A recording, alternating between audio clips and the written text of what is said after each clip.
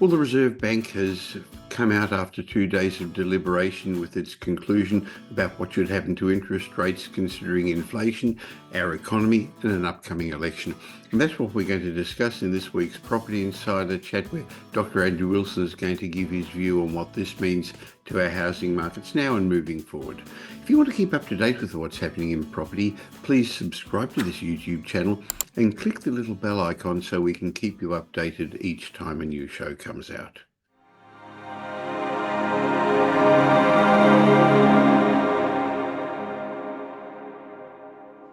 After the most aggressive rate hiking cycle on record, the Reserve Bank's reduced the cash rate from a 13-year high of 4.35% to 4.1%.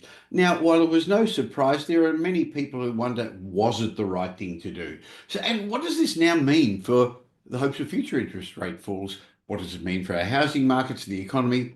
These are some of the questions I'm going to ask Australia's leading housing economist, Dr. Andrew Wilson, a chief economist of My Housing Market. Hi, Andrew. Yeah, good day, Michael. And as you said, no surprise, just about everybody's predicted an interest rate cut. So I don't know whether there was a leak from the board. I'm only kidding, but yeah, it was no surprise, the cut. What is a surprise is really the local macroeconomic and international macroeconomic conditions certainly are not, in my opinion, justifying a cut at this stage. In fact, if anything, the recent data, or the data since the last meeting of the Reserve Bank in December, has actually hardened against an interest rate cut, and yet the Reserve Bank, has gone ahead and cut rates. Certainly, the government will welcome this in an election year, so they'll be kicking their heels. Enjoy an interest rate cut. But if we look at the data, even the Reserve Bank admitted that the strength of the labour market particularly has gotten them by surprise. When we cut rates previously from an up cycle to a down cycle, it was to stimulate our economy with a weakening labour market. We look back to COVID. We look back to the end of the mining boom, 2012. We look back to the GFC in 2008. And these were all cuts to interest rates as our economy, particularly our labour market, was deteriorating. Now we have probably the strongest labour market in our history. Certainly our unemployment rate is the same now as it was a year ago, 4%. And that's actually the rate that we had at the height of that great mining boom through the mid-noughties. And the participation rate, which measures the proportion of the potential workforces actually in work, is at a record high level. We get the wages data tomorrow for the December quarter, the wage index. I'm interesting to see if what's happening with wages. So an extraordinary decision by the Reserve Bank. We've had interest rates on hold really since December 2023, Michael. Our interest rates are still lower, or worse. Well, they're lower now, of course, by 0.1%, 1.5%, but they are still lower than where they were back at the peak of the previous cycle, which was in 2012. So, any sense that this is a highly restrictive interest rate, but then that consumers needed some relief. It doesn't really match the facts. We have a very strong housing market, particularly in some capital cities are experiencing and continuing to experience boom time results. Retail sales are still strong, well ahead of where they were in the pre-COVID period. The whole point to this exercise is that the Reserve Bank said that it wouldn't ease rates, or it implied that it wouldn't ease rates until inflation was moving sustainably, that's the word, sustainably towards the midpoint of the target range, which is 2 to 3%. Now, it's inarguable that the drop in inflation that we've experienced over the last 6 months is due to two factors, and that is clearly the government's handout for electricity bills. That's slashed the price of electricity, which has pushed down inflation steeply. And of course, the other factor is the cut in the price of oil. Now, to say those two factors are going to be sustainable, I'm not sure how I can work that out, because the cut, or already seeing that the cut to electricity costs is easing in terms of the impact on budgets. So is the government going to come back with another handout? I don't think so, but you never know. And of course, predicting what happens with oil, even though we've continued to see some easing in the oil price over the past month, it is really a fool's errand, because oil can go anywhere. But they're the two factors that have cut inflation. And to say that that's sustainable, I think is highly questionable. And when we look at the inflation data anyway, we still see that, of course, goods inflation is very low, just over zero, and that's because of those sharp declines in the price of oil and electricity. But when we look at services inflation, it's above 4%, Michael, and going nowhere. As I said, and that's just our local conditions. Of course, I guess Reserve Bank can say, okay, well, it's just a slight change downwards. We can always go back up or not change going forward.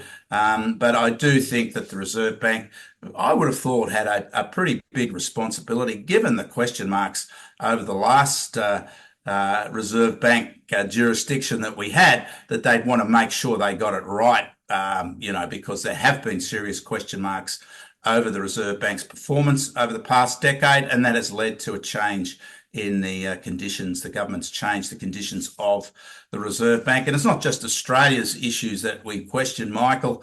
It's also internationally. The US is clearly stating now that it's not going to be doing anything on interest rates. It is concerned about rising inflation now in the US. Inflation was up at 3% annually over January, which was a bit of a shock to the market.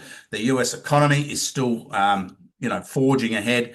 Strong data from their labour market, and of course we have all this, hullabaloo about tariffs. And tariffs, if we do have a widespread impost of X on tariffs in our trading partners, it can only be inflationary. It's certainly not deflationary, because it's higher costs. That's what a tariff is on imports, and these sorts of things are inherited. So I'm trying to look at the silver lining to justify this cut from the Reserve Bank, and in terms of its analytical process, and I just can't see it, because everywhere I look, there are risks involved, and the Reserve Bank has admitted that there are still risks involved, and it's almost as though they're having a bob each way. It could be a positive outcome, or it could be a negative outcome. But surely, if you have that lack of clarity and that level of doubt, you don't act. You leave things as they are, because of all those interest rate rises. And yes, it was a record increase in interest rates, Michael, but it came from a record low of 0.1%. And still we have, with all those interest rate increases, 13 interest rate increases, we still have a booming labour market and strong retail sales. So to say that it's restrictive, I just sort of can't work out. And of course, there's plenty of buyers in our housing market, and that'll be reinforced by this interest rate cut. That'll refuel a number of the cycles now, and people aren't buying houses in an economy where they have concerns. So I think big question marks over this decision today from the Reserve Bank. Good luck, Reserve Bank. I think with the data as it's evolving, you're going to need it. Well, we're going to talk about the housing markets in a moment, but it seems like there was a lot of pressure on the Reserve Bank, the media, and consumers having some challenges with the cost of living. But we believe the Reserve Bank's meant to be independent, but even the Treasurer had his say, and I bet Anthony Albanese's going to now consider bringing forward the election date, because, hey, suddenly got some good news and you don't know how long that's going to last. Yeah, particularly, if you're under some pressure to maintain your government, you're looking for every silver lining you can find, and this is a good one. But as I said, given what I believe the risks are, and they are, I believe, more substantial for a higher inflation rather than lower inflation, you would have thought you'd want to act as soon as possible. So you may be right, Michael. We may see an election coming forward, but you can't argue again. Everybody loves a lower interest rate, but not if it's at the price down the track of higher interest rates and the credibility of the Reserve Bank, which, seems to still need a bit of a lift, going forward. But like a lot of mortgage holders will be happy about this, but I'll tell you who won't be happy about it, Michael.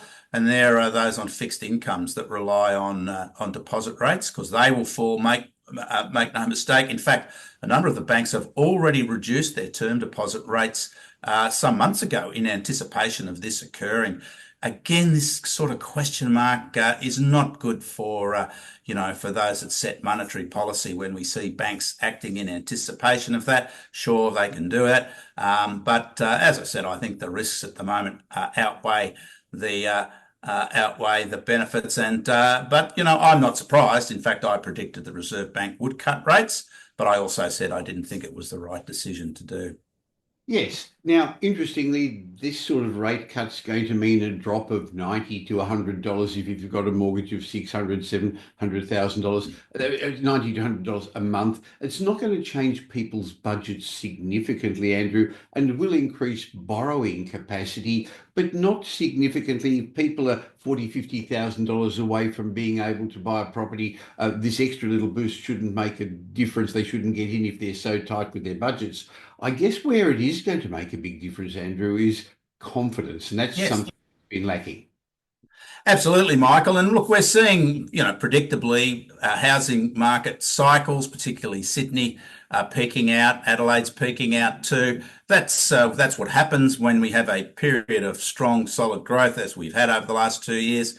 Buyers reach the point where they just can't borrow anymore because they've stuck with that same interest rate and they don't have significant income increases. So now they have got an interest rate cut. It means they're in the business of being able to borrow more. And it'll also, as you said, in terms of confidence, there'll be that sense that, gee, I better get in now, because it can only mean higher prices down the track, particularly as markets are still with demand well ahead of supply in just about all our housing markets. And I think, when we individualise those markets, the major capitals, I think Melbourne will be pretty happy. The Melbourne market, which has been an underperformer, that maybe this is just the lift in confidence that Melbourne market needs. But I can tell you, there's no need for extra confidence in Adelaide, Brisbane, Perth or Sydney, Michael. They've been red hot markets over the last couple of years.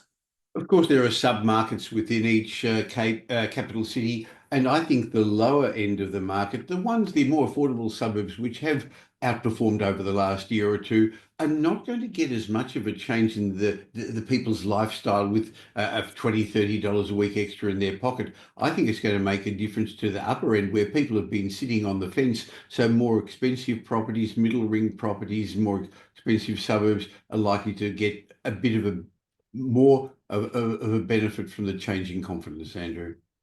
Of course, and it can only be, as I said, a positive for the housing market, Michael, a cut to interest rates. Particularly, again, we're in an environment where we have strong housing market activity, just like we're in an environment where we have strong labour market activity. So it's very atypical to see an interest rate cut here. Yes, it's only small. The Reserve Bank can point to that and say, okay, well, we just thought we'd give some relief. But I have not seen anything in the Reserve Bank statement that justifies this rate cut.